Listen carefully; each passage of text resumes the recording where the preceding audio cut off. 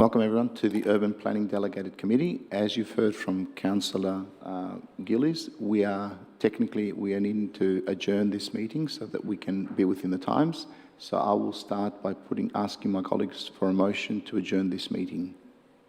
Councillor Hollingsworth. So moved. Thank you. And Councillor Gillies. Oh. Councillor Gold. Seconded, Chair. Thank you, Councillor Gold. I put the motion for the vote. Those in favour? The motion is passed unanimously. Thank you, councillors. For everybody in the gallery and for those watching, this meeting will be adjourned. A motion to resume the meeting. Councillor Park. So moved, Chair. Thank you, Councillor Park. Councillor Hollingsworth. Which second? Happy to second, thank you. Thank you, Councillor Hollingsworth. I put the motion to the vote. Those in favour? Motion is carried unanimously. Thank you, councillors. So we've now opened the meeting. Welcome and good evening, everyone, to tonight's meeting of the Urban Planning Delegated Committee. Before we commence, I request that all mobile telephones are turned off or switched to silent. Thank you very much for that. My name is Councillor Stavru, and I'm the chair of this committee. I'll start by introducing my fellow councillors.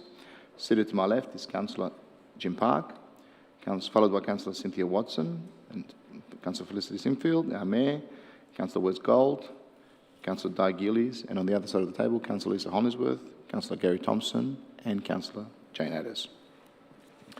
I also acknowledge our Coordinator of Governance. I think we've changed names, haven't we? Mr. Brian Wee. And to my left, and the Director of Urban Living, Mr. Scott Walker, to my right. That's the right one. Thank you. There are other officers in attendance tonight, and they will be introduced as they present their reports. The Urban Planning Delegated Committee meeting has been live streamed on the Council YouTube to enable public viewing of the proceedings. The meeting has also been recorded and will be made available on Council YouTube as soon as practical. The primary purpose of the Urban Planning Delegated Committee is to deal with issues under the Planning and Environment Act and the Building Act. The committee has delegated authority to make decisions on behalf of Council. For those presenting this evening, when we come to the agenda item, it'll be introduced by an officer, and I will call you one by one to come forward and address the committee. If you're making a submission, please present your viewpoints clearly and concisely on why you support or oppose the planning application. Please do not repeat what earlier speakers have said and keep the submission focused on relevant issues and points not previously raised. If you're opposed to the planning application, please tell the committee why you disagree and suggest an alternative approach that would satisfy your concerns. Please focus on your concerns rather than matters of history or detail in the officer's report. There's a strict limit of 3 minutes for each speaker, including councillors, and whilst as chair I can vary the time, I will seldom do so. At the 2.5 minute mark, I will make a sound like this, indicating that you have 30 seconds remaining to conclude your presentation. For those in the gallery this evening, I'd like to take the opportunity to remind you to extend courtesy and respect to each other and to the committee and officers as a whole. This includes remaining quiet while others are addressing the meeting and not disrupting the decision-making process of the committee. Thank you for that. Mr. Wee, are there any apologies for this evening? Through you, Chair, Councillors Bigger and Franco, our apologies this evening. Thank you, Mr. Wee. Councillors, can I please have a motion to adopt and confirm the minutes of the Urban Planning Delegated Committee meeting on the 16th of October 2023? Councillor Gillies. So moved, Chair. Thank you, Councillor Gillies. Councillor Gold. Seconded. Thank you, Councillor Gold. Councillors, is anybody opposed? There be no opposition. I put the motion to the vote. The motion is carried unanimously. Thank you, councillors. Move to the next part of the proceedings, declarations of conflict of interest. Councillors and council officers, are there any conflicts of interest that you wish to foreshadow for the matters on the agenda tonight? There be no conflicts of interest. Thank you, councillors. We move to the main part of the presentation tonight. Item 3.1, Glenberry Place Plan, consideration of final plan. The report will present Mr. David Cowan and Mr. Arturo Ruiz. Thank you, Mr. Arturo. Thank you, Chair. I'll say a few words on background before I pass to Arturo. So firstly, I'd like to thank everyone that's contributed to this plan throughout the process. I've been involved with the plan from the start in 2020, and the team has genuinely sought to capture all the feedback from 4 rounds of consultation and present a practical plan to revitalise this important precinct. More than 3,000 residents, traders and stakeholders have helped guide the plan's priorities and initiatives, including many who are here today. Even when there has been differing views on specific components, there has been broad support for the plan as a whole and the need to revitalise the centre. I'll now hand over to our Coordinator of Placemaking, Arturo Ruiz, to speak further to the plan. Thank you, David. Through you, Chair. The Glenferrie Place Plan presents a realistic guide and a series of feasible projects that would deliver a substantial uplift in the attractiveness and performance of a Glenferrie precinct. Community feedback showed 85% support for the place vision and over 80% support for the first draft of a place plan in late 2021. An updated draft place plan was taken back to community engagement in March 2023, including 3 options for a parking facility on Park Street. This facility would enable streetscape upgrades on Glenferrie Road to enhance the attractiveness of a precinct to both visitors and local residents, and therefore improve the economic performance of local traders. In summary, the results of community engagement showed that 1. Overall feedback indicated support for the proposed streetscape upgrades, and 2.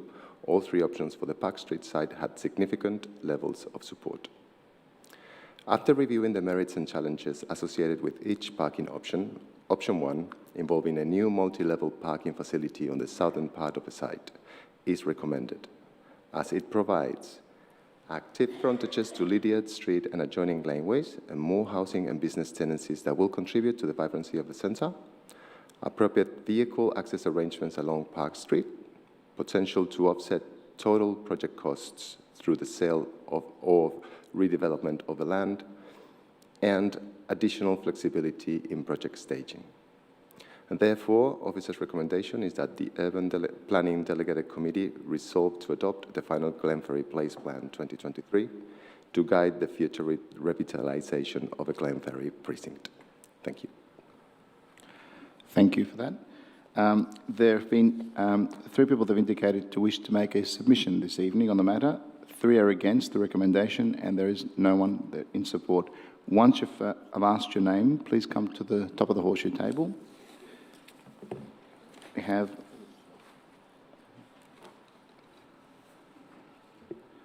the first speaker this evening is Mr. Anthony Stolorek. Mr. Stolorek.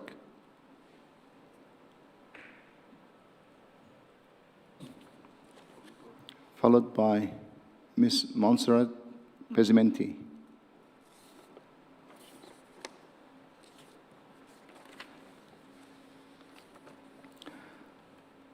Thank you, Ms. Pesimenti. You know the drill by now. We have 3 minutes. Yeah. Thank you very much. Very familiar. Okay. On page 4 of the recommendation, it gives 20 years plus budget allocations. And I don't think I'll be around in 20 years, and probably not, anyhow, it doesn't matter. Glenferrie, I have been involved for many, many years. It hasn't been touched for about 33 years now. And I don't think this place plan is generous enough or quick enough to give us a vibrant area for us to use. Now, I have picked a few small things in the few pages there. In page 48 of the place plan, but the 65 of the submission, gives a path that goes from Lydiard Street to the art centre, but it leaves out completely the north end, which has been left forever for 50 years that north end of Glenferrie Road hasn't been touched, not even the footpath. It always ends around Lydia Street, all the pavement, any sort of decoration or whatever the council does always ends around the middle of Glenferrie Road. And this plan looks as if it's doing the same. Now, it also talks, of course, it includes Surplus Lane in page 50, which is 67, and it's got a bicycle charging facility there. But all the trees and laneways that you keep talking about revitalizing, yes, are very important because they are absolutely filthy at the moment with graffiti, rubbish, and whatnot. But I think that is a cooperation between Big Truck and the council. And it's not expensive to put the few paintings or the few lighting, whatever. And now I just come to my mind, in 2014, the council, the state government, installed television cameras, and it's got huge announcements there. It costs $250,000, and nobody can tell me, as the secretary of the Traders Association, who's controlling or who is managing those cameras.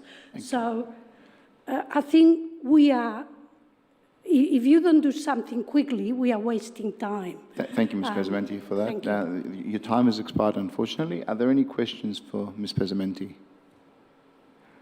Thank There you. being no questions, thank you for your presentation. You may return back to the gallery. Appreciate it. The next speaker is Mr. Rob Perkins. Mr. Perkins, could you please proceed to the horseshoe table and start with your name and suburb? Thank you. Good evening, Rob Perkins, Grace Park Residents Association. Thank you for this evening. David, I know your team's worked very hard on this project and have had a very measured approach to Glenferrie. We desperately need something to be done. And however, I do have to say tonight, and I did say in a previous meeting, that there is a strong reluctance to sell council land, and the recommendation for option 1 for the car parking, and I find it a little sad that we seem to be hung up this evening and spending all our time talking about car parking when I'm sure Councillor Galt would like to think in the future that we got rid of motor cars and we all walked to Glenferrie as we did 100 years ago.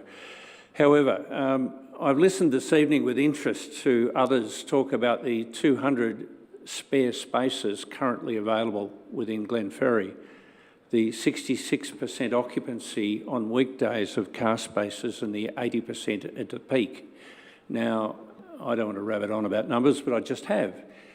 What that's telling me is we actually have plenty of car spaces at the present time, and I'm struggling, therefore, to understand why we would build a multi-deck.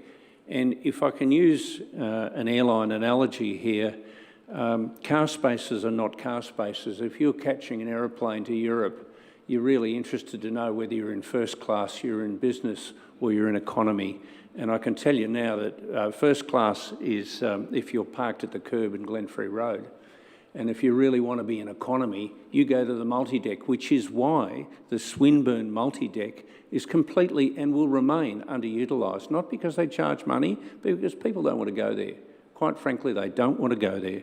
And I think that the concept of using a multi-deck to solve some problem in relation to Glenferrie Road, when, as Montserrat has already told you, it's a disgracefully unclean and uninspiring centre at the present time. So I look forward to many of the recommendations that David's team's already made and should be carried out.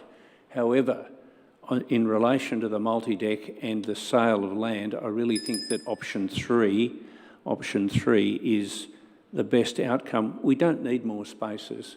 We need it to be a more attractive location.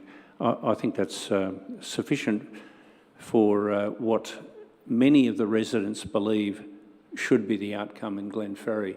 We're not trying to turn this into a Chadstone. We don't need a bigger location, and indeed we don't want to attract major stores because, quite frankly, the road network won't cater for it. Thank you. Thank you, Mr Perkins. Any questions for Mr Perkins, councillors? There be no questions, please return to you, Chair. Thank you very much. Councillor, we return back for any matters arising from those presentations. Thank you, and through you, Chair. In response to Ms Pesamenti's comments around the 20-year plan, it is a long time horizon, but it's common, I guess, for these types of plans to think that far ahead and to outline implementation over a period of that time. We, I guess, note the support and the encouragement to get on with implementation from both speakers, and I guess agree with that sentiment. And as a project team, we're certainly keen to move forward with implementation.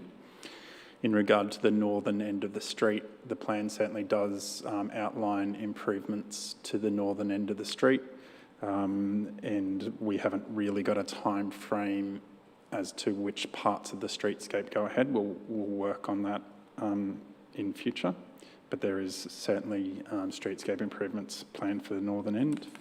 In regard to the laneway, that's certainly one of the short-term projects that we're already doing background work on, and we have been liaising and advocating to the state government for improvements around that station area.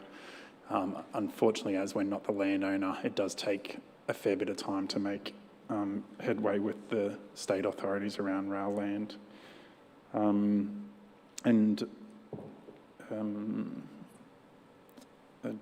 I guess there was only one more area in regard to the parking options. I feel we've addressed the pros and cons in the report reasonably well, and I think the recommendation seeks to strike the right balance between the desire for more parking and the intent to move to more sustainable transport modes. Thank you. Thank you, Mr Cowan. Councillors, are there any questions for the officers? Councillor Gold, thank you for that. Thank you very much, Chair. First of all, I'm sure it's mentioned somewhere in the report, but generally reading through it, there's a lot of numbers mentioned around the DDA compliant tram stops. My understanding, these are far from a certainty and they may never occur. Is that correct?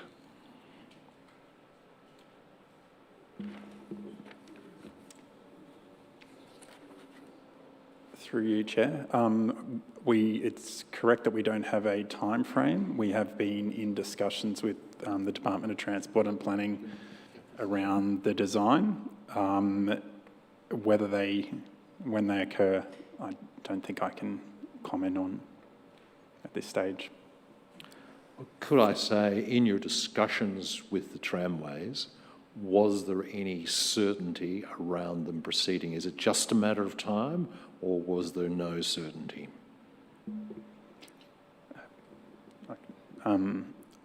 I would say our understanding is it's a matter of time. In terms of the intent of the upgrades to improve the streetscape, I think, well, we would be looking at how we can stage it so we can deliver improvements before those go ahead. So we'll be looking to stage the improvements. Thank you. We also have Mr Freer wishing to make a comment. Mr Freer.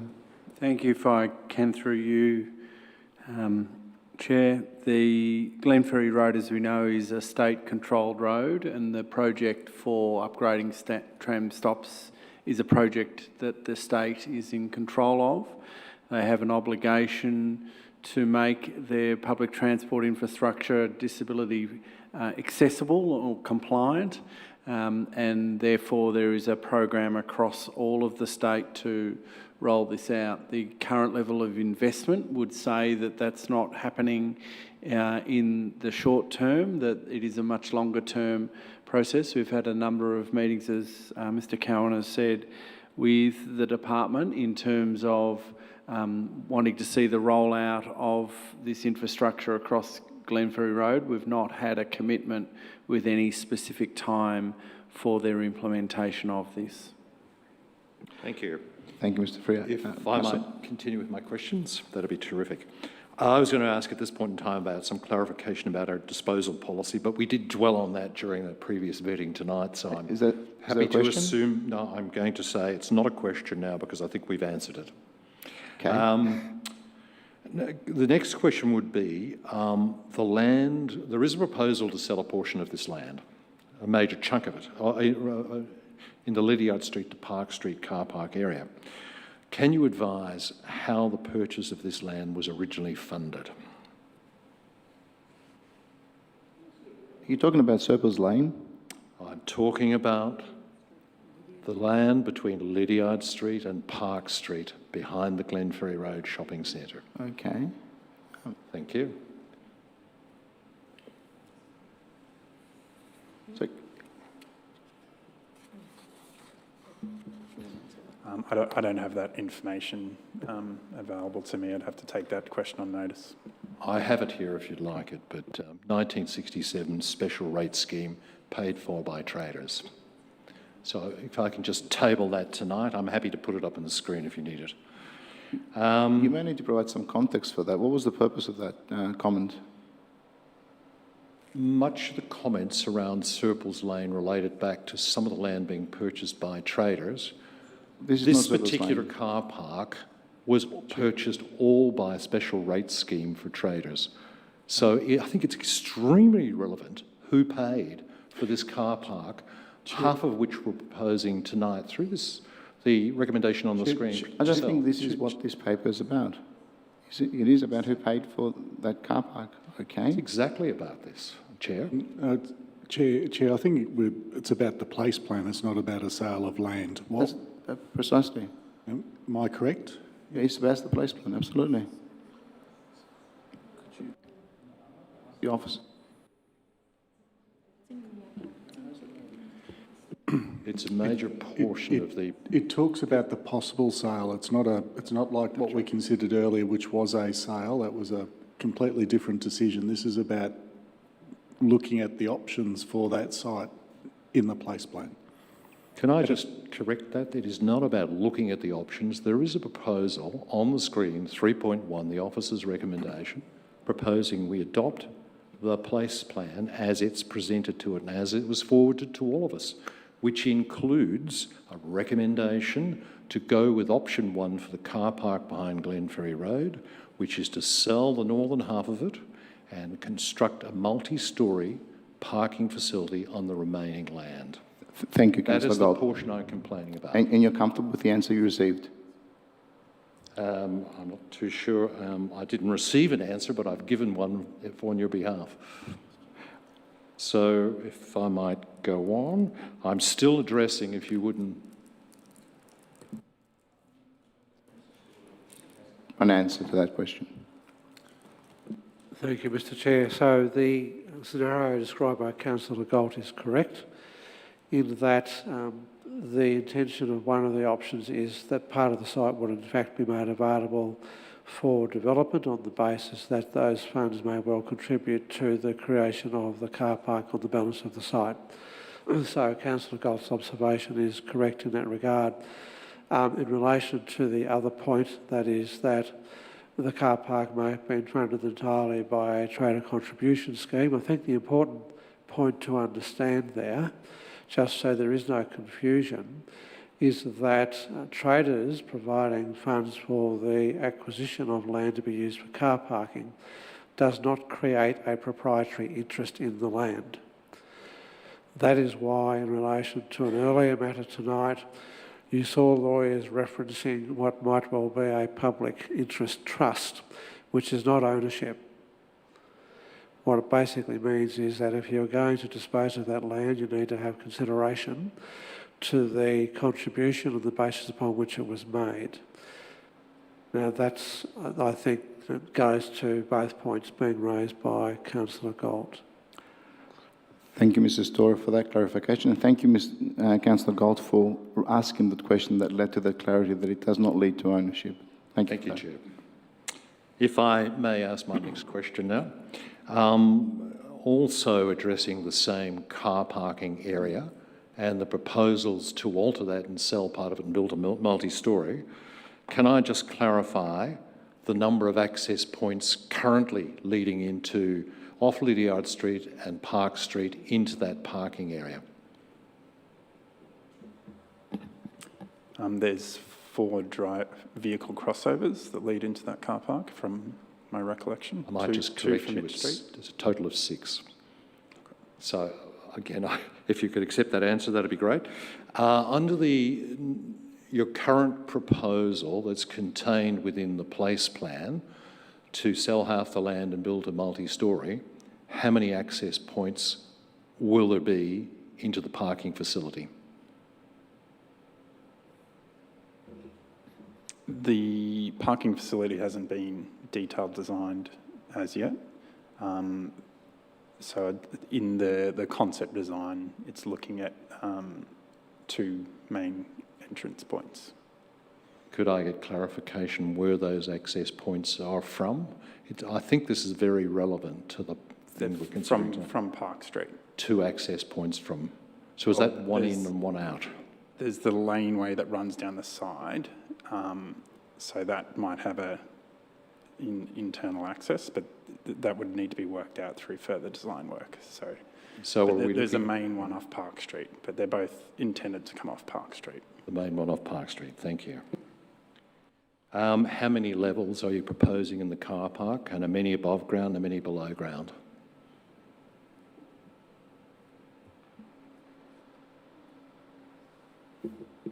So there'd be 1 basement level, 1 ground level, and 2 above level.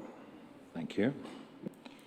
And my final question, you'll be relieved to hear, is it true that 64% of online responses to your community consultation and nearly all the responses at the workshops face-to-face in the Hawthorne Arts Centre were against an option that sold a portion of the land?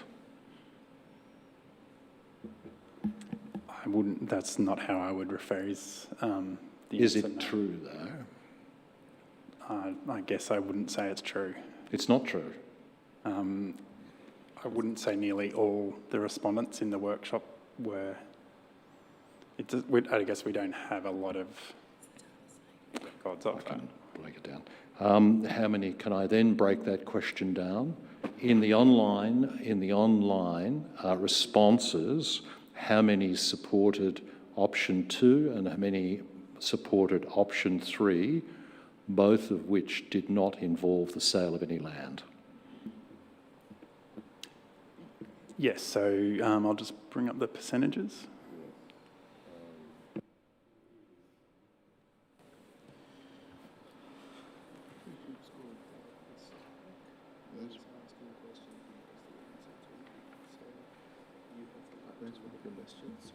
So just going through the responses, 36% supported option 1, 30% supported option 2, 34% supported option 3. So I wouldn't translate that into those people that supported options 2 and 3 were basing that support on it not being around the sale of land. I guess it is is my true. response. You add the 2 options together that did not include land Point of sale. order, Councillor- Chair. The question has been asked about 3 different times. It's becoming argumentative and repetitive and ought not be further allowed. Councillor Parker, I agree with you. I was about to rule on the same, that there have been instances in this case where you know the answer to the question, yet you've asked it, and I think that we are going down the argumentative path. Thank you, I think Chair. that's inappropriate, and I can. Those are my questions completely. Thank you, Councillor Gold. Councillor Thompson. Simple question through you, Chair. By adopting option 1 and this place plan, does that commit us to selling that land at all? Through you, Chair. No, it doesn't. That would need to be a future decision, and in That's fact, the my place plan question. contemplates potential redevelopment or some other form of development, even sale, but no obligation to sell. Thank you, Councillor Thompson. Thank you. Mr Walker. Councillor Gold. I'd like to foreshadow a motion. Thanks very much. There being no other questions in the pipeline, you may proceed.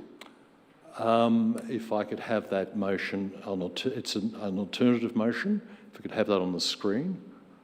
And could I ask, did that alternative motion get issued to all councillors today as requested this morning?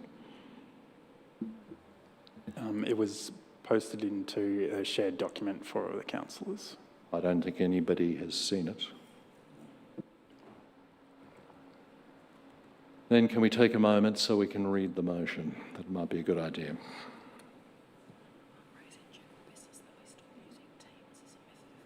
Absolutely, that's a good idea.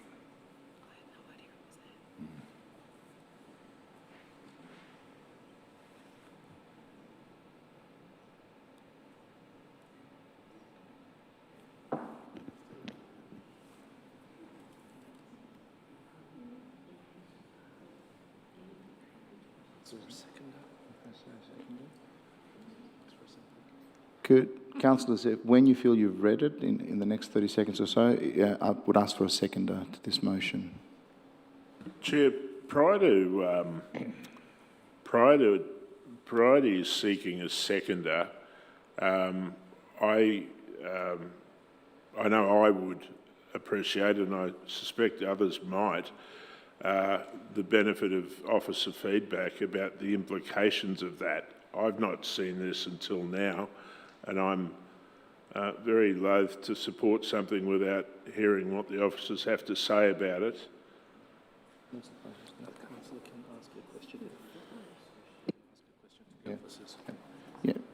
Councillor Park, it's a fair question, yes. I would move to ask for some advice here, yeah. Through you, Chair.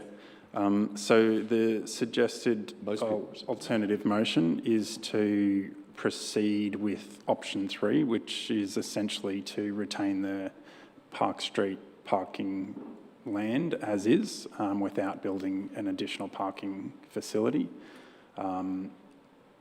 However, in doing that, that does allow council to still do a future parking facility, and so it's therefore suggesting option 2 could still be delivered in future. But essentially this motion is proposing no new parking facility on the site and just retaining the existing parking. The implications of that would be there's no additional parking to offset that which is indicated to be removed from Glenferrie Road as part of the streetscape upgrades. I think that's a fair summary. Thank you, Mr. Cowan. Councillor Park, are you comfortable with that response? I just wonder then, would if such a motion were to succeed, how much rewriting would need to be done to, because presumably we'd need to release a document that actually reflected that then? Through you, Chair. A manageable amount.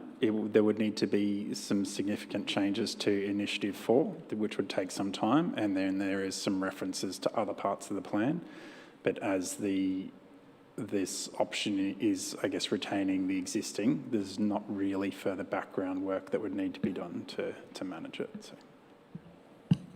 Sorry, Chair, and an approximate timeline to do that?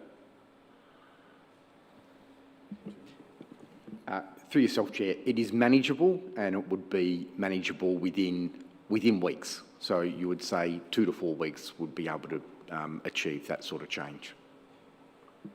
Would it be, would this motion be, if it were to succeed, be better framed as a request for it to be revised to reflect that and then tabled at a meeting in future? Again, through yourself, Chair, because we have a clear understanding of what would need to happen to the plan, I don't believe that would be necessary, but certainly is possible if that's something that would be preferred by the UPDC, because there's not a time-critical component to this, so there is time to do that. However, I don't believe that that would be absolutely necessary, given we're quite clear on how we would need to change the plan to meet this expectation. Through you, Chair, whilst we are able to ask questions. I just want one moment to get some advice as to the order of proceedings, because there's different names on the board, so I don't want to be unfair to anyone.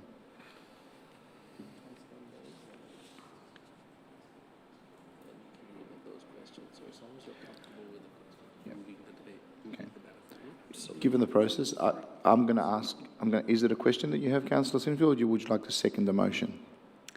It might assist you if I don't second it at this juncture to propel us into debate, and you might take the question from the other side of the table first. If you can move that motion, that would be great. Well, it might be better if I don't just yet. Okay. I thought you were going to move a motion to... Okay. Councillor Thompson. Thanks, Chair. Just whilst we've got the opportunity to quiz the officers, in the current place plan with option 1, can officers foreshadow in what year or what decade we would consider the development of option 1? Is that next year within the LTFS or 10 years plus?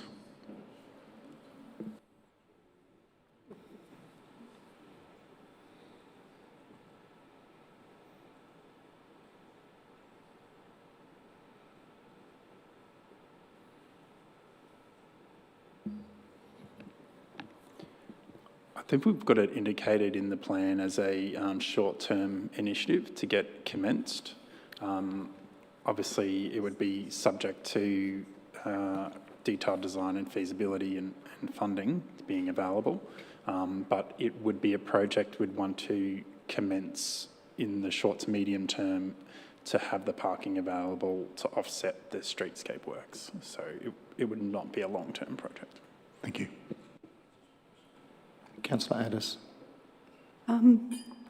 Is it okay for me to ask a question, or do we need to? Yes, it is. Okay. We can go to questions, given that it's a new motion, totally different. We need to Okay. clarify it. Yes. Is it reasonable to amend it like this, in that it seemed, and you might not want to answer this, but it seemed to me much of the plan was predicated on this occurring, of providing more parking, and I don't know, it seems to sort of require a total rethink to me. I've heard what you've said, but can you offer some insights on that?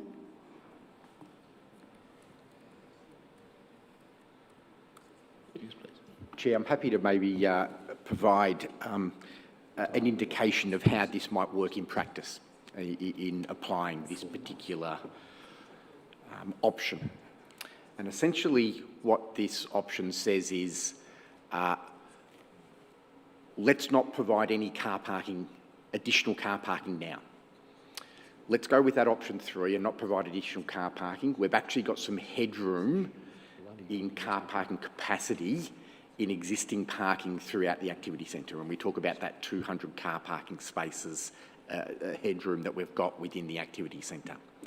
And this says, essentially, you might be able to proceed with stage 1 of the Glenferrie Road streetscape upgrades that might lose 40 car parking spaces, but because you've got that headroom, you don't need to automatically provide additional car parking here straight away.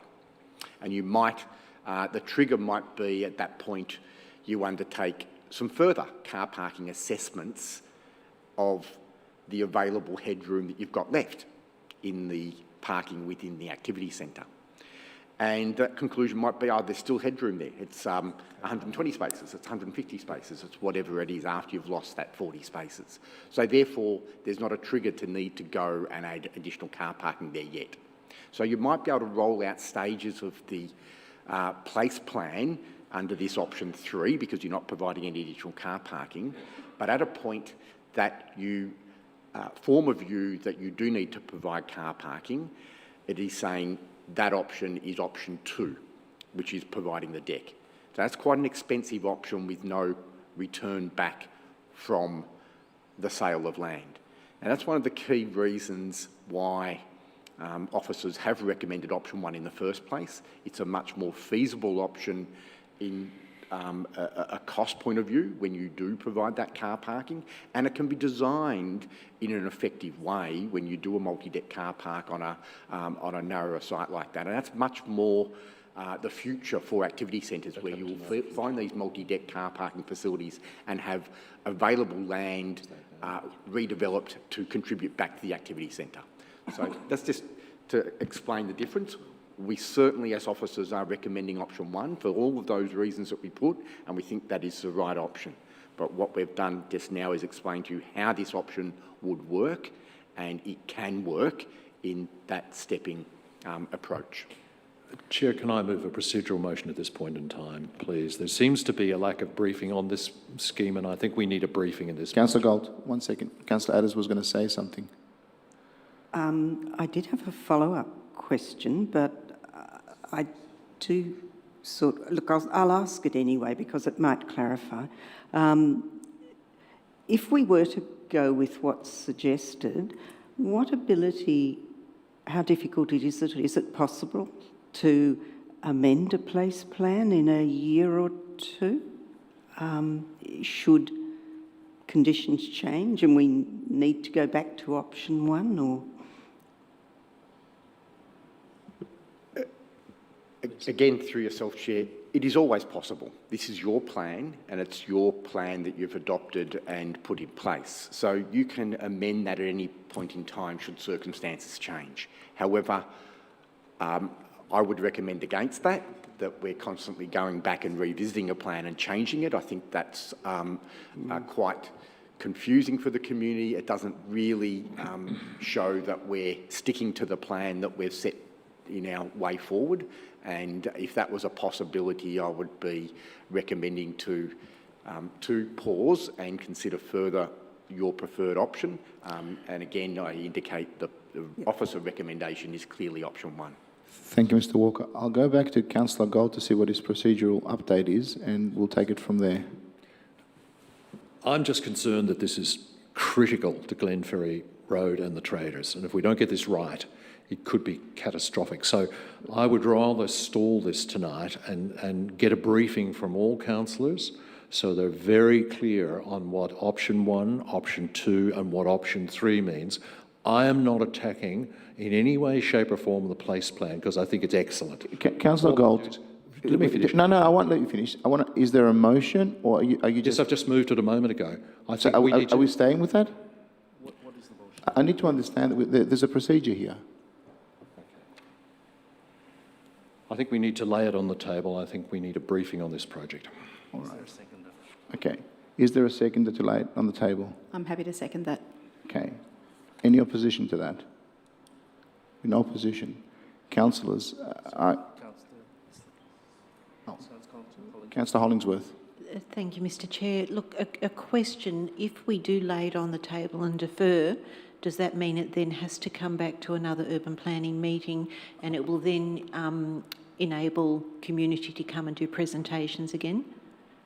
I'm just concerned that if there is majority understanding of what's put before us, that this could potentially be resolved now to avoid putting the community back through this. Yep. I will ask on the process of what happens after the laying on the table. If it's laid on the table, then we should continue from there. Subsequent meeting. That's the way the procedural motion works. But this is council's meeting, and if there's a motion to yes, it should continue from where it is now. So procedurally, as I understand it, if we lay it on the table, it will continue the next time we pick it up from where it is right here. So that's the implication there, and the time delay. So we have a seconder. We have no... Councillor... And just to assist you, no one can now speak to that motion as I understand it because that motion has been put, so we can't take any further lights. Thank you, Councillor Sinfield. So I'm going to put the motion to the vote. Those in favour of laying it on the table? It's almost it's unanimous, or no? Councillor Hollingsworth? No. Okay. Those in favour? Again, please. Those against? Okay. So the motion is carried, not unanimously. Thank you, councillors. So we've done with this item. This item is laid on the table, and we move to the next item.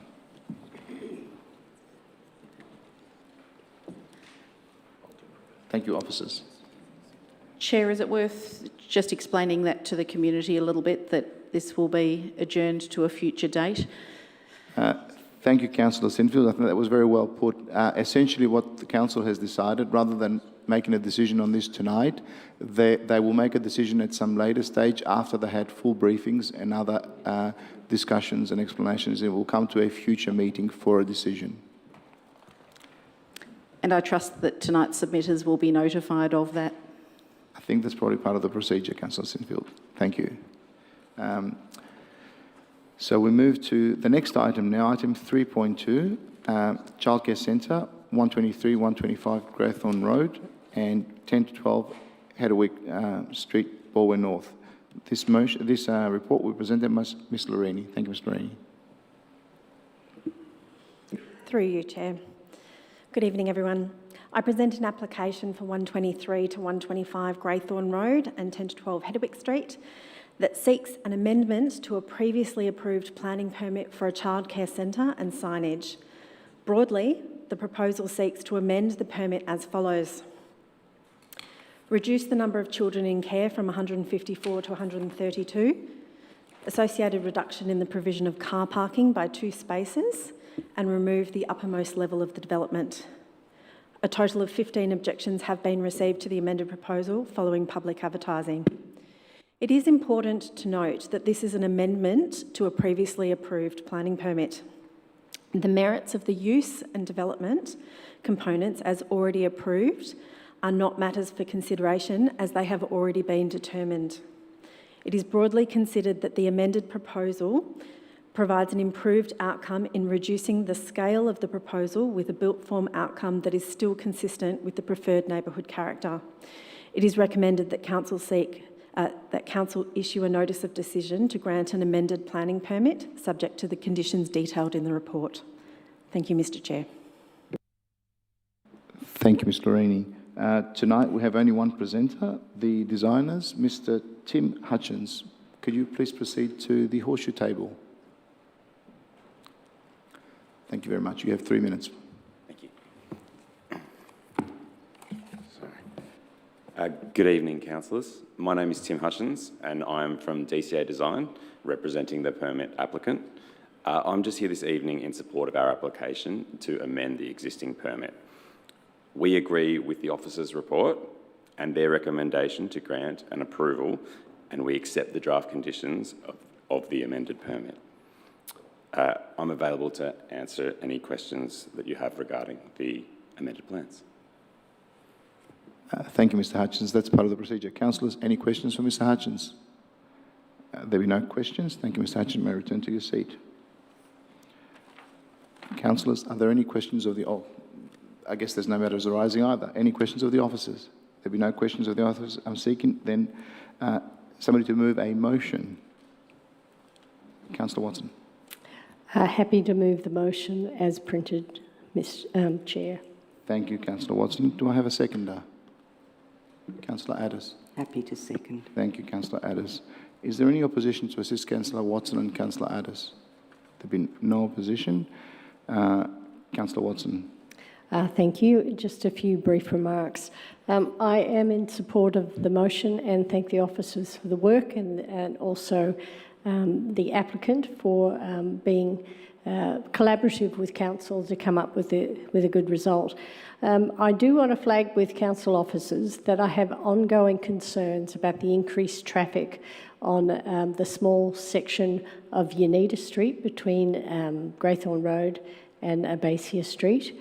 And I would like council officers to please look at that, because this is a traffic generator that generates more traffic over and above a residential dwelling. And given that the access is on Hedderwick Street, I said the wrong street before, I think it it would be wise to look at the existing parking arrangements on Unita Street, which are quite difficult to navigate, given that you also have a school on Greythorn Road. So it's a bit of a problem area, and I just refer it for your look and consideration. But happy to proceed with the motion that's presented before us tonight. Thank you, Councillor Sinfield. I beg your pardon. Thank you, Councillor Watson. Somebody had to make that one. Councillor Addis, do you wish to speak at all to this, having no opposition? No, thank you. Thank you, Councillor Addis. I will now put the motion to the vote. Those in favour? Motion's carried unanimously. Thank you, councillors. Thank you to the office as well.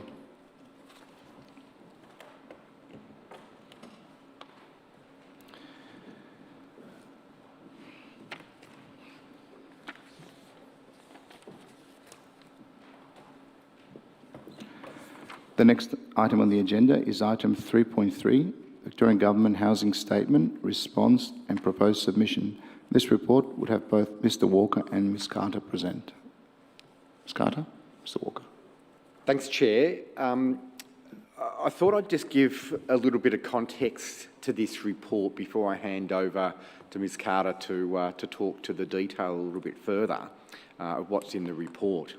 What you're receiving this evening is information on the release of the Victorian Government Housing Statement and its associated initiatives.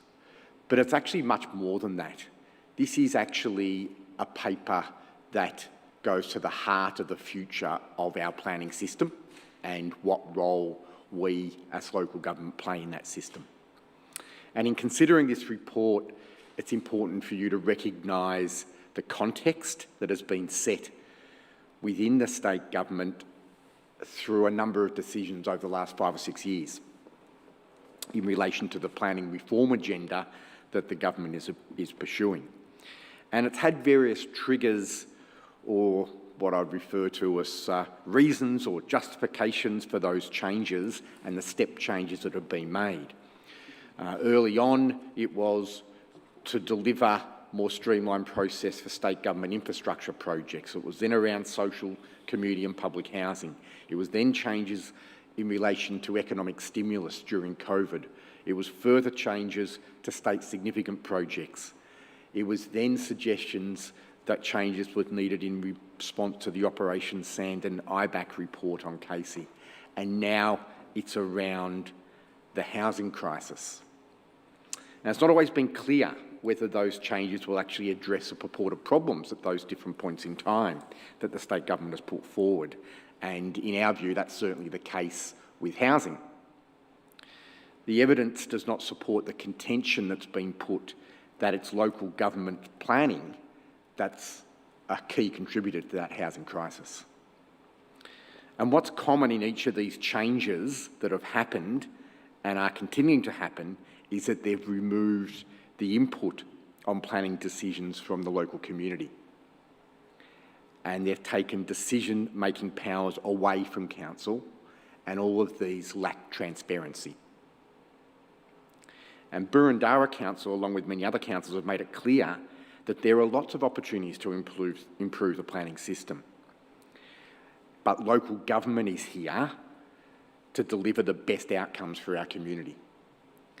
And the government, in our view, and we've said this consistently, should consult with council and seek our guidance and input into how those improvements of the planning system can achieve those outcomes that we're all after, including new housing. And that councils should be supported in their strategic planning work for their communities and ensure that council is central to the day-to-day planning decisions related to housing. Now, it's in that context that I'll then hand over to Ms Carter to take us through a little bit more detail of the housing statement. Through you, Mr Chair, and thank you, Mr Walker, for that introduction. The purpose of this report is to inform the committee of the release of the Victorian Government Housing Statement, the Improving Residential Development Standards for Small Lots discussion paper, and related planning reforms. The report also seeks adoption of the submission responses prepared by officers at Attachment 2, the response to the housing statement, and at Attachment 4, the submission on the discussion paper, Improving Residential Development Standards on Small Lots. The housing statement was not released as a discussion paper and no consultation was undertaken by the Minister for Planning prior to its release. The statement is light on detail and does not provide clear direction for many of the actions, although subsequent amendments have delivered some immediate changes without transitional arrangements. The way the reforms have been conceived and ultimately released without consultation is disappointing. The reforms are predicated on inaccurate assumptions and assertions relating to the capacity of local councils to make informed and timely decisions on planning matters. Further, as Mr Walker has alluded to, these reforms continue a trend over recent years of concentrating planning powers with the Minister for Planning, whilst removing the role of local councils and communities in decision-making on planning issues. The following planning reforms will impact the Boroondara community directly. The expansion of the Development Facilitation Program, including changes to permitted uses in residential zones, the introduction and expansion of the Future Homes Program, new deemed to comply codified residential standards, the construction of single dwellings on lots between 300 and 500 square metres no longer require a planning permit unless triggered by overlays, and the construction of single dwellings on lots less than 300 square metres without overlays will be decided within 10 days through the VicSmart process. There are also reforms which affect Boroondara which are yet to be actioned, which include the Camberwell Junction being identified as one of 10 activity centres where the Victorian Government proposed to introduce planning controls by the end of 2024, 45 Victorian Government-owned sites identified for rezoning to deliver additional housing, the ministerial review and potential call-in of planning permit applications for new developments with a value exceeding $10 million, which have not been determined within 6 months, secondary dwellings such as granny flats with a site area less than 60 square metres will no longer require a planning permit, the implementation of Red Tape Commissioner recommendations, and the review of the Planning and Environment Act and Plan Melbourne. The housing statement also proposes reforms relating to social housing, renters' rights, a short stay levy and projects in other municipalities. The Res Code for Small Lots discussion paper proposes changes to the following Res Code standards for lots under 300 square metres. Those relating to street setback, site coverage, permeability and walls on boundaries. It is recommended that the UPDC receive and note the release of the housing statement and the Res Code for Small Lots discussion paper and endorse the submissions prepared by officers. Thank you, and I'm happy to answer any questions. Thank you, Ms Carter, and thank you, Mr Walker. Councillors, we only have two presenters this evening, Councillor Park and Councillor Thompson. Do you wish to, you've got your lights on unless they're there from previously. Do you wish to wait for those or you have something that you would want to Mine was just to foreshadow a motion. And mine was probably to do much the same, but we'll have to wait for our presenters. Thank you for the eagerness. The two presenters this evening are both supporting the report, Ms Jane Oldham and Ms Christina Brannigan. Ms Oldham, please proceed to the horseshoe table with your name and postcode, and you have 3 minutes. Thank you. Thank you. Good evening, Jane Oldham, Camberwell, and thanks for the opportunity to speak. You've done so much listening tonight, so I will keep it really, really brief. But Mr Walker did allude to really what this paper or the housing statement is about, and I think that's why it is so important to try and say something and to ensure that expressing support for what's proposed in terms of responses to the housing statement and to the papers that have been out for discussion. The language, direct and hard-hitting at times, but I think it's appropriate. For what the housing statement represents, which is actually a major change to the democratic principles that have guided our state and our country. Effectively, there hasn't been the consultation, there's not the openness, there's not the transparency, and this is being promoted under the guise that we'll have faster decision-making that will speed up the delivery of new housing. At some point, it is said that the elephant is in the room was that the planning approvals that have been approved, the building of them has not yet commenced. Actually, I think there are other elephants in the room, and the extent to which they can be raised, I think is important. If you try and contact the minister, even if you are our state or our federal member, there's no response. So this really is the only forum that we have as members of the community to get a voice heard. And in terms of some of the other elephants in the room, what we've been allowing is the demolition of a single dwelling to facilitate the building of another single dwelling. We're talking about the fact that there's a housing crisis, using that emotive language, but what we are doing at a time when there are few resources is using those resources to just replace a single dwelling. We're not actually increasing the housing stock. Similarly,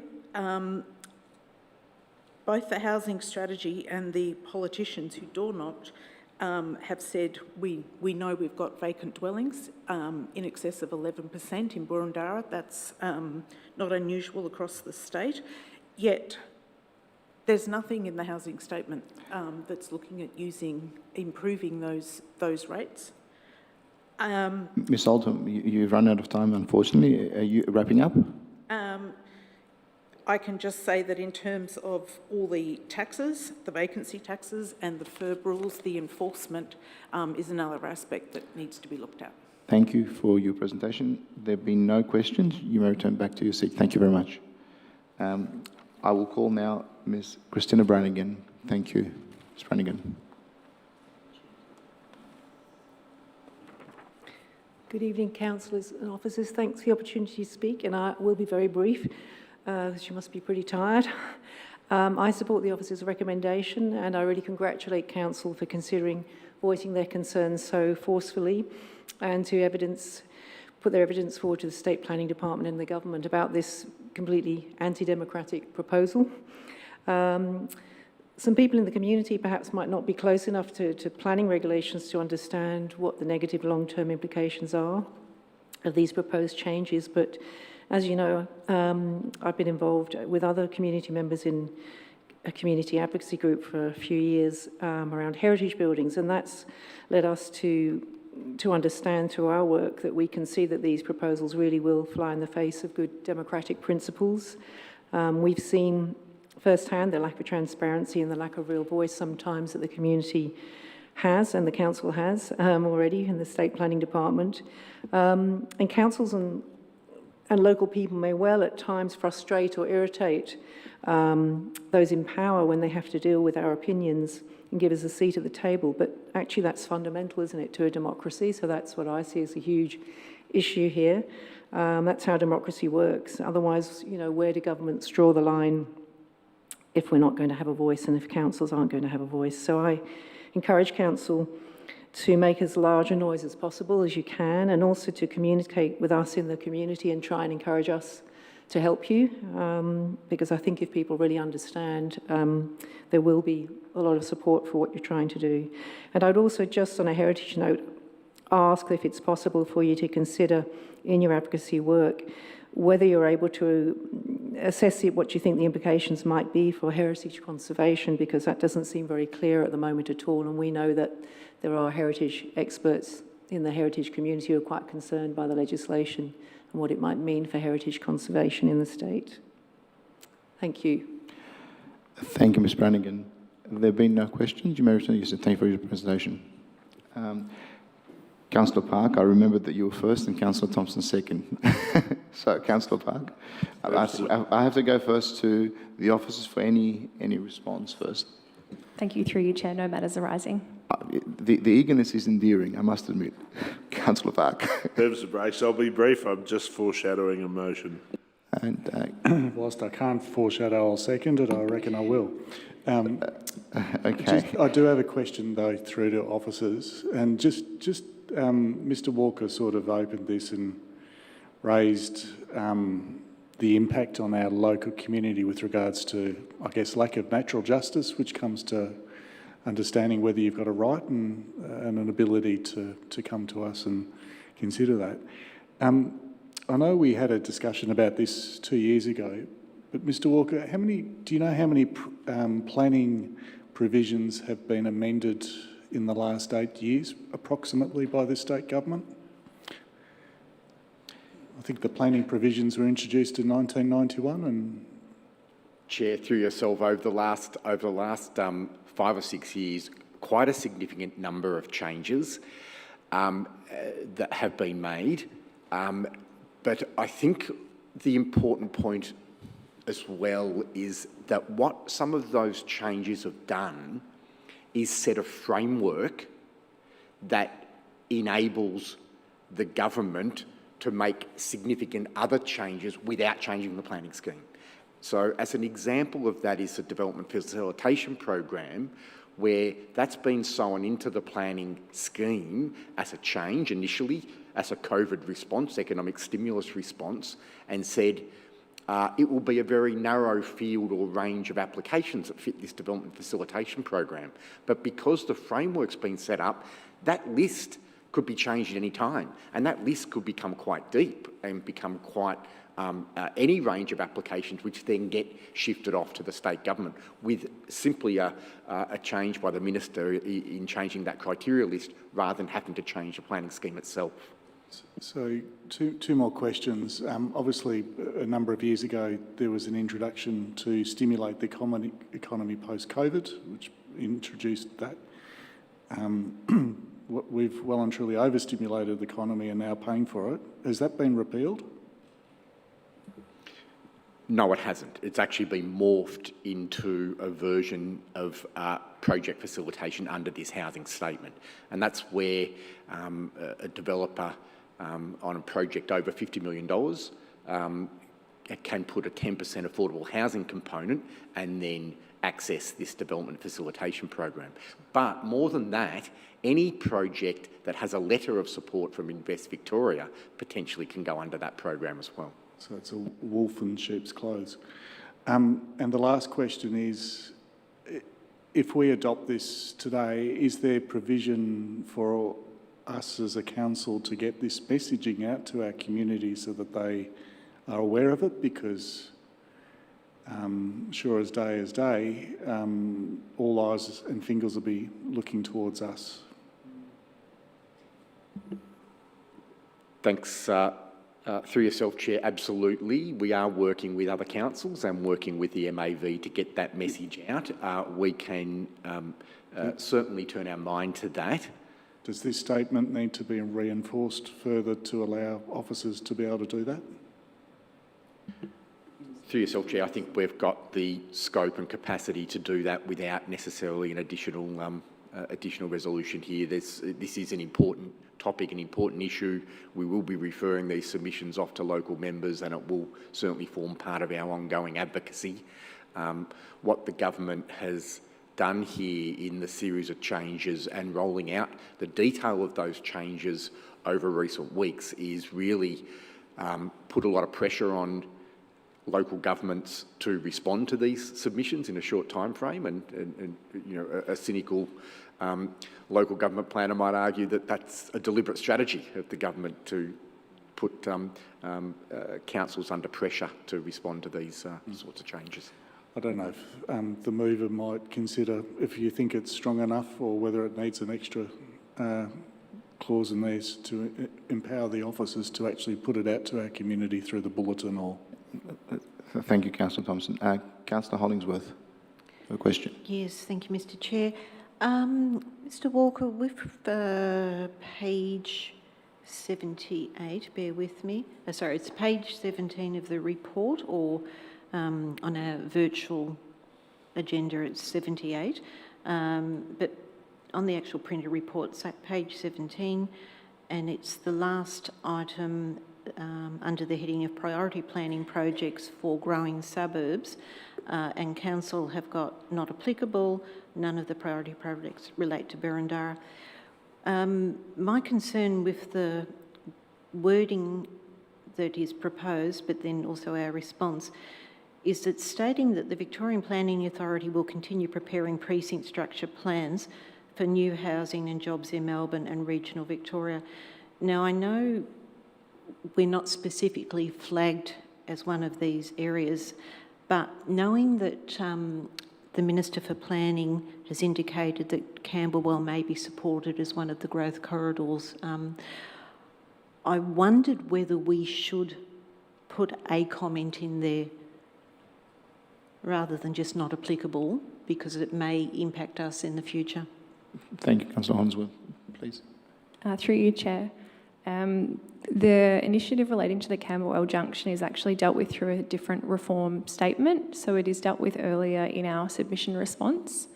So in my opinion, I think that's quite clear that we have got a strong opinion on Camberwell Junction and the reform that's been proposed there. And these priority precincts that have been identified do tend to be in growth suburbs. And so that's what we're referring to in our response. Thank you. Look, I do understand the intent. I just wondered if it should further reinforce it in this document as well, but I accept your comments there. And if just one more question, with regard to the Vic Smart pathway allowing the 10-day turnaround, is that for council to process applications and for private building surveyors as well? So, or just council can do the Vic Smart? Right. Again, through you, Chair, that's a council statutory planning application process. Right. So it's 10 business days through that process. I'm not sure. I don't believe it refers to the building process. Right. Thank you for clarification. There's no link there to the building process for that 10 days. Thank you. Thank you. Councillor Addis. Thanks very much, Chair. In the implementation of this, is there any ability to remove heritage overlays that we know of? Thank you. Through you, Chair. It's certainly not something that's been flagged as part of the reforms. Where it is relevant, it's often, for example, with the single dwellings, the changes to single dwellings, it's where no overlays exist. So we haven't seen anything that is looking to repeal heritage overlays or to take any planning power from local governments in that regard. Yep. So yet.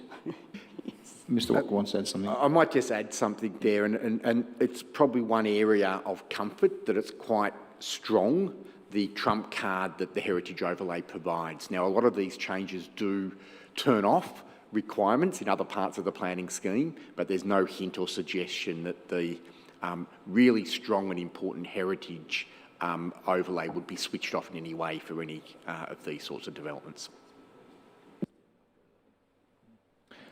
Thank you, Mr. Walker. Having exhausted questions, Councillor Parker, I return to you to perhaps Thank move your you, motion. Chair.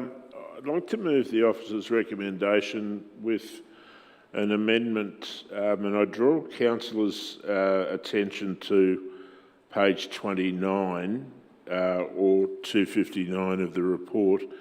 It's the page headed Matters Not Addressed in the Reforms, and my amendment would be in paragraph 2, after the words attachment 2, in brackets, subject to deletion of the paragraph regarding tax reforms at page 29 in brackets.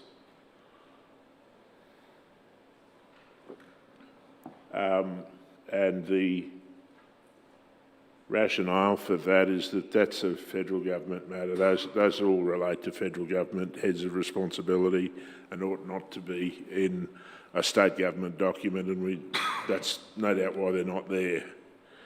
And I'm happy to also, I didn't catch the gist of what you were saying, Councillor Thompson, but... It was just whether, I mean, the officers have indicated they've got sufficient powers within that to put it into the bulletins, whether we wanted to make that a bit more pointed. That's fine. It's fine. I'm happy to second that. Thank you, Councillor Thompson.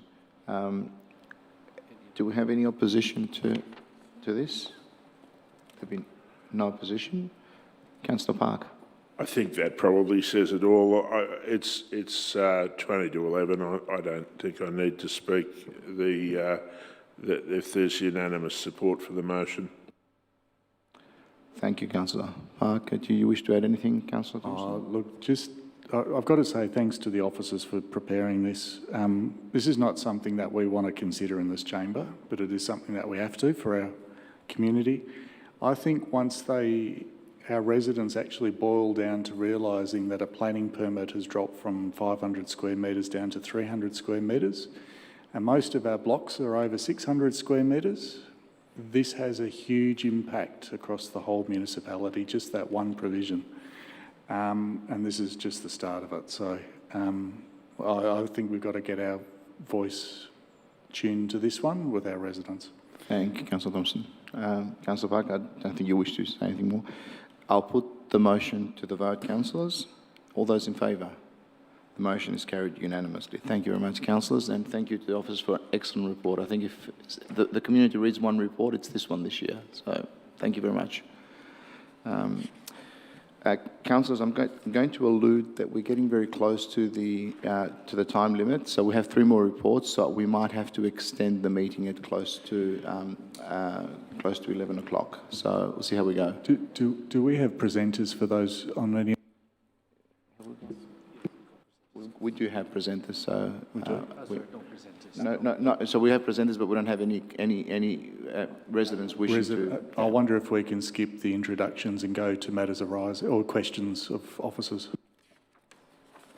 I'm in your hands, councillors. I think that's an excellent recommendation. So let's go to item 3.4, Auburn Road and 9 Bill Street, Hawthorn. Questions to officers?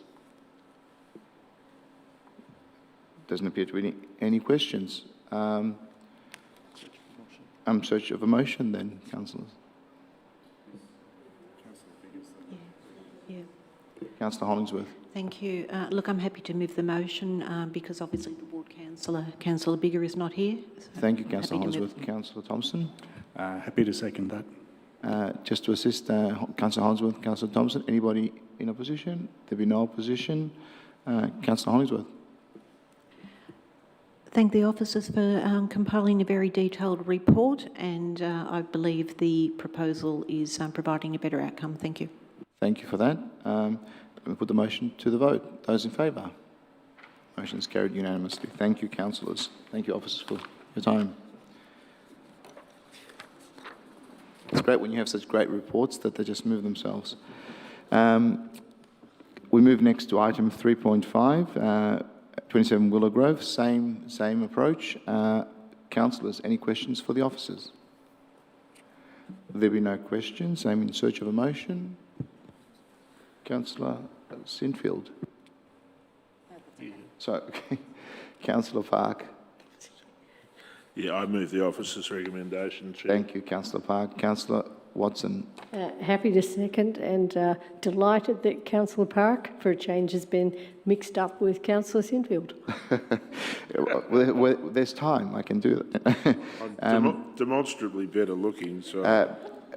We are getting very, very creative tonight. Councillor Park, do you wish to speak to it at all?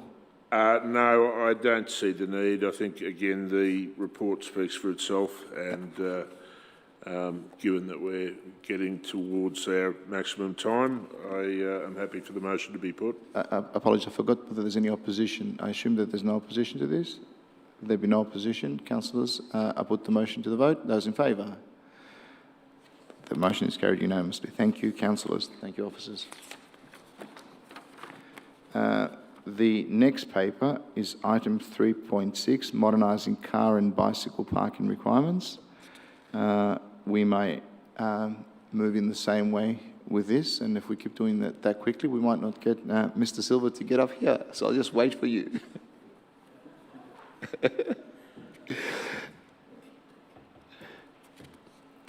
I guess nobody's going to say that we're not creative.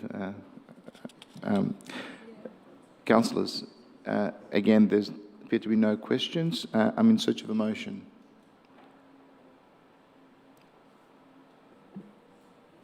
Councillor Hollingsworth. Happy to move the officer's recommendation, thank you. Thank you, Councillor Hollingsworth. Councillor Gillies. Happy to second, thank you, Chair. Thank you, Councillor Gillies. There's been no opposition. I put the motion to the vote. Those in favour? Thank you, councillors. I think we have managed to do great catch-up time tonight. Thank you for that suggestion, Councillor Thompson. Thank you, officers, for that, for the reports. The next item is general business. There be no general business. Yes, there is. Oh, You can't get away that easily. well, Councillor Sinfield, I haven't admitted it yet, but yes. Well, Councillor Stavrou, I believe tonight is probably your last night as Urban Planning Delegated Committee Chair in this council term. For the community benefit, the Urban Planning Delegated Committee deals with reports on issues relating to the Planning and Environment Act and the Building Act. And on behalf of Council, I'd like to thank you for chairing 14 meetings this year to deliver decisions for our community on a plethora of agenda items, so many I couldn't actually add them all up. But it included things such as the community heritage nomination process, the Glenferrie Place plan has been through the chamber a couple of times, Smythesdale Estate and many other plans and such items. So thank you for your chairing and your facilitation of democracy in this chamber. Thank you, Councillor Sinfield, for those lovely words. And on that basis, I move to urgent business. No confidential business. Under general business, I'd like to... Sorry, Councillor Watcott. Yeah, please. Thank you. I'd like to raise another item of general business. Clearly, the motion that went out this morning didn't make it to lots of people, so could we just review the way we sent that out to councillors? We did clear it to go to councillors early this morning, and it didn't make it to many of us at all. Thank you, Councillor Gold. I'm sure the officers will take that on board. Thank you. The general principle is a councillor emails out to fellow councillors. We'll review it and we'll send an appropriate email, I think would be the proper method. Thank you for that. Thank you for that, Councillor Thompson. There have been no other items. Thank you, everyone. It's been a delight to chair this committee, and close this meeting at 11:15. Thank you very much.